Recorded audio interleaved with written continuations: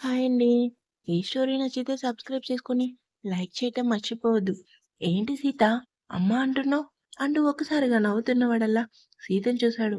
ఆమె కంట్లో తడి చూసిన రామ్, సీత మీ అమ్మగారు ఎవరో కాదు, వందన గారు. మీరు వందన గారికి పుట్టిన అబ్బాయి. మీరు అన్నదే కాదు, మీకు నాన్నతో పాటు అమ్మ కూడా ఉన్నారు. విశ్వగారు మీ నాన్నగారు, వందన గారు మీ అమ్మగారు అని సీత చెప్పగానే రామ్ షాక్‌గా చూశాడు. సీత అవును రామ్ గారు అంటూ అతని చేతులు పట్టుకొని, సీత మీద మీకు నమ్మకం ఉంది కదా! ఆ! పెదవులతో కాదు మనసుతో చెప్పండి. మనసుతోనే చెప్తున్నానే. ఇంట్లో పరిస్థితులు చూసాక, ఎవరు ఎలాంటి వాళ్ళో తెలిసాక, మంచి చెడ్డ ఏంటో నాకు బాగా తెలిసాయి. అలాంటిది నీ మాట నమ్మకుండా ఎలా ఉంటాను? అతని మాటలకి తెలియకుండానే సీత మనసు కరిగిపోయింది. రాంగారు నువ్వు చెప్పేది నిజమా? అవును రాంగారు. గుడిలో ఎందుకు అంతసేపు ఉన్నారు అన్నారు కదా! మావయ్య, అత్తయ్య మాట్లాడుకోవటం నేను చూశాను. అప్పుడే మీకు విషయం చెప్పాలని అనుకున్నా కానీ భయమేసింది.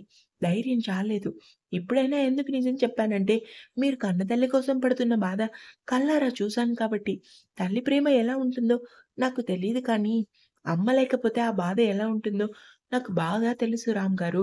ఎందుకంటే నేను కూడా అమ్మా, నాన్న లేని అనాథనే కదా! ఏయ్! ఇంకోసారి అనాథ అన్నావంటే పీక పిసికి చంపేస్తాను. అతని కంట్లో కన్నీరొస్తుంది. సంతోషం పట్టలేక. మీరు చాలా ఆనందంగా ఉన్నారు రామ్ గారు.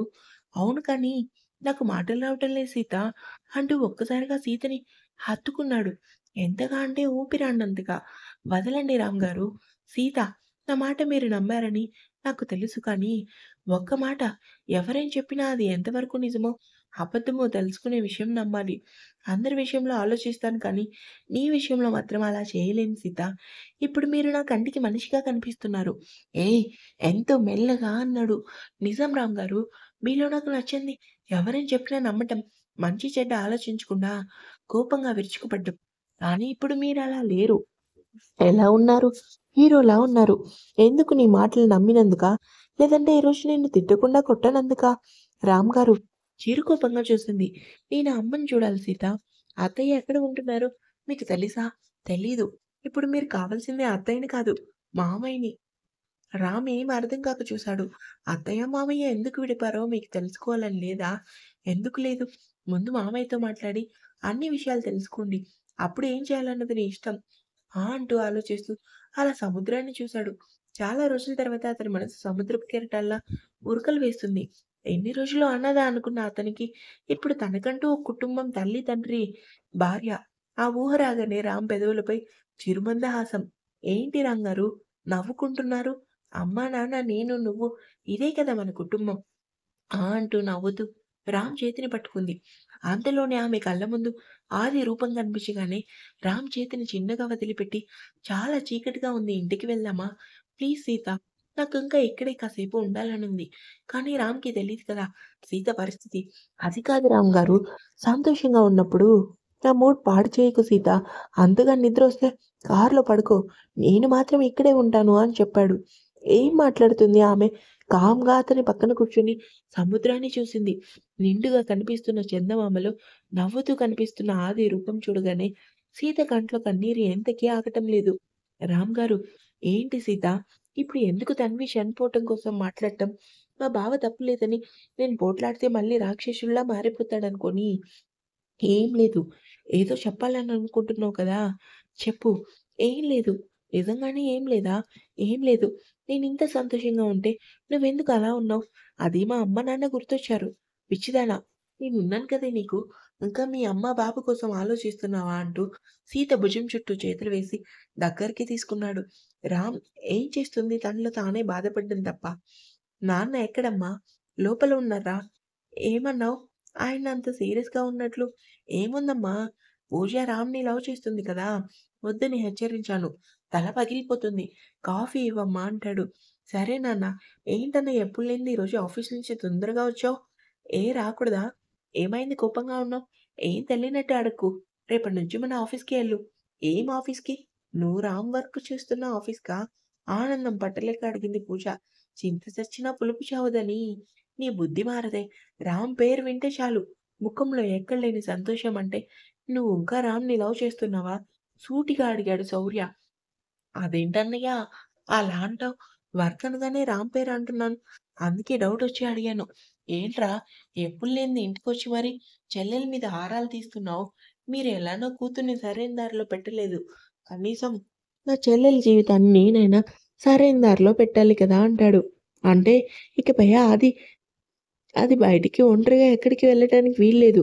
అంతగా ఏమన్నా కావాలంటే నేనే ఏం కావాలన్నా తెచ్చి పడేస్తా. చీటికి మాటికి బయటికెళ్ళటం, సీట్‌తో గొడవ పడటం ఇకపై అలాంటివి వద్దు. అంటే ఇంట్లో కూర్చొని చెక్కభజన చేయాలా? కోపంగా అన్నది పూజ. నీకంతగా చెక్కభజన చేయాలని ఉంటే చేసుకో. ఎవరు వద్దు అనరు. అన్నయ్య అరవకు. రేపటి నుంచి ఇంటి పనుల్లోనూ, వంట పనుల్లోనూ అమ్మకి హెల్ప్ చెయి. అలానే నాన్న మీరు కూడా దానికి గారాబం పెడితే మాత్రం అసలు ఊరుకునేదే లేదు. జీవితాంతకాలం మనకి డబ్బు కూడా రాదు నాన్న. మంచి పేరు సంపాదించుకుంటే చాలు. ఇకపై మాటల్లో చెప్పను. అర్థమైందా అంటాడు. ఎంతో కోపంగా అన్నాడు శౌర్య. కొడుకు మాటలకి ప్రసాద్ ఏం మాట్లాడలేదు.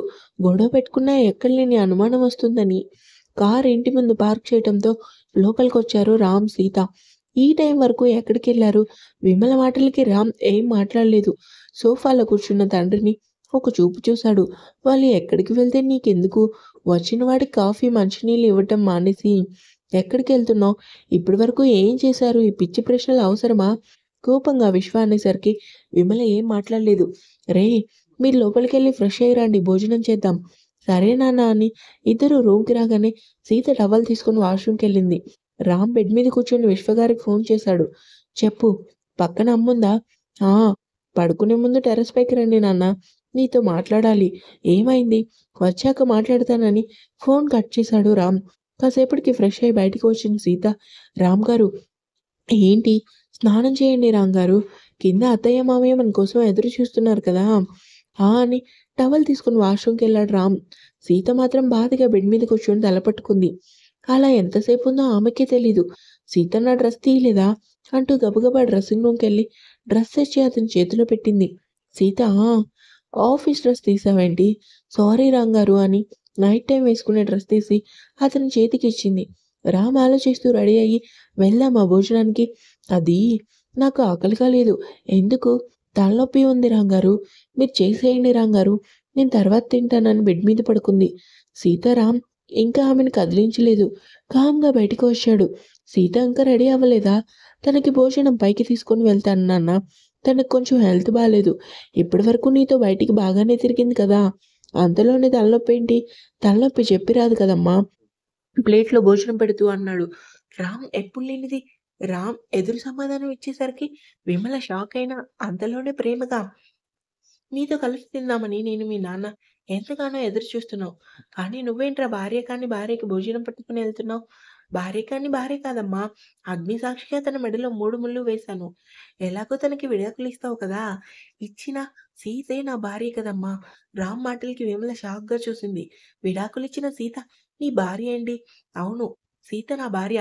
తనకి విడాకులిచ్చాక నీకు ఇంకో పెళ్లి చేస్తాం కదా! చేసుకుంటానని నేను అనలేదు కదమ్మా! ఫ్రిడ్జ్‌లో వాటర్ బాటిల్ తీస్తూ అన్నాడు. నీ ఉద్దేశ్యం ఏంటి రామ్? ఆ పిల్లని ఎందుకు వెనకేసుకొస్తున్నావు? ఇకపై నేను ఎవరు చెప్పిన మాటలు వినకుండా నా లైఫ్ ఏదో నేను చూసుకుందామని.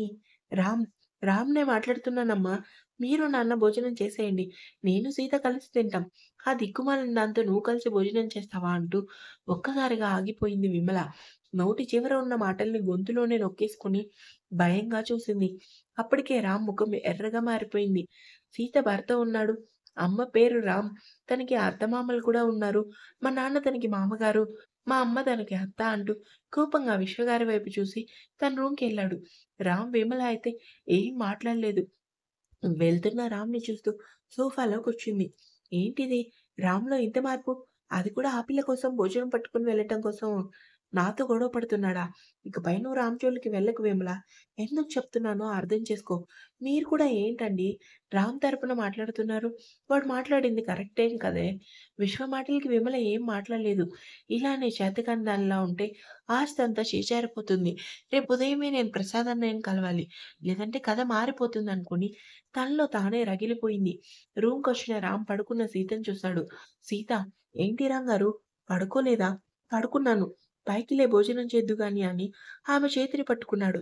నాకు ఆకలిగా లేదు రామ్‌గారు, చంపేస్తానంటూ బలవంతంగా ఆమెని పైకి లేపి నుదుటిన చేయి పెట్టి చూశాడు.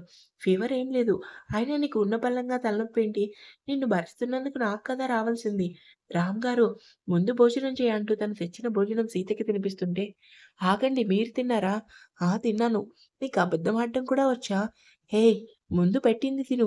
తర్వాత ప్రశ్నలు వేద్దు గాని అంటాడు. తింటాను. మీరు కూడా తినండి అంటూ సీత బలవంతం చేసేసరికి రామ్ తింటూ ఆమెకి భోజనం తినిపించాడు. ముందు వాటర్ తాగు. హా! అంటూ వాటర్ తాగి రామ్‌ని చూసింది. హ్యాండ్ వాష్ చేసుకొని ఆమె పక్కన కూర్చొని పడుకో. మరి మీరు?